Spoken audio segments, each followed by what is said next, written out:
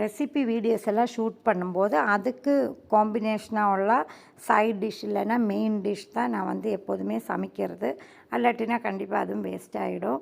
So இன்றைக்கும் வந்து 1-2 videos எல்லாம் கவர் பண்ணிட்டு இருந்த காலையிலேயே. ஸோ அதுவே எனக்கு ரொம்ப டைம் ஆகிடுச்சு. ஸோ நான் வந்து இன்றைக்கி டின்னருக்கு மோர் கூட கொஞ்சம் காய்ச்சி வைக்க போகிறேன். எப்போதுமே தயிர் நிறைய ஊற்றி வச்சுக்குவேன்.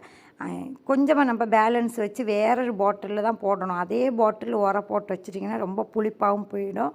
பேலன்ஸ் எல்லாமே நான் மிக்ஸி ஜாரில் சேர்த்து கொஞ்சம் தண்ணி எல்லாம் போட்டு நல்லா பல்ஸ் பண்ணி எடுத்துட்டேன்னா அதில் க்ரீமியாக வரும், திரியாக போகாது. அதுக்கப்புறம் வெந்தயம், கடுகு, காஞ்ச மிளகு, கறிவேப்பிலை, மஞ்சத்தூள், பெருங்காயத்தூள் எல்லாம் சேர்த்து தாளிச்சிட்டு அதில் வந்து கொஞ்சம் தண்ணி சேர்த்து வேக வச்சிடணும். அதுக்கப்புறம் தயிர் சேர்த்து லைட்டாக சூடு காட்டி எடுத்தாலே போதும். இன்றைக்கி நான் வந்து வெண்டைக்காய் அவியலும் சைட் டிஷ்ஷாக செஞ்சுருந்தேன். அதுக்கப்புறம் ஹனி கார்லிக் சிக்கனும் பண்ணினேன்.